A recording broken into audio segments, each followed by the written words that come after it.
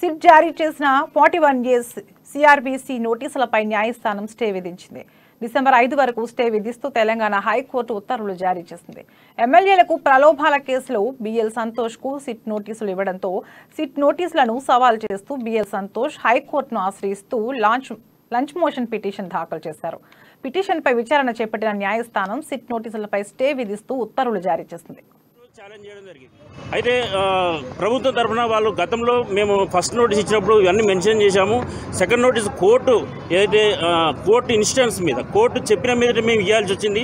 41 సిఆర్బీసీ నోటీసులో ఇంగ్రీడియంట్స్ ఇంత కూలంకషంగా అమల్ పిటిషన్లో ఏదైతే ఛాలెంజ్ చేస్తూ 41 నోటీసులో ఎక్కడ కూడా 41 సిఆర్బీసీ ఇంగ్రీడియంట్స్ దానికి సంబంధించి ఏదైతే డెఫినేషన్ సంబంధించి ఏదైతే రీజనబుల్ కంప్లైంట్ కానీ రీజనబుల్ అనుమానం కానీ సస్పిషన్ కానీ తర్వాత క్రెడిబుల్ ఇన్ఫర్మేషన్ కానీ ఈ వర్డ్స్ 41 సిఆర్బీసీ నోటీసులో రిఫ్లెక్ట్ కావాలి.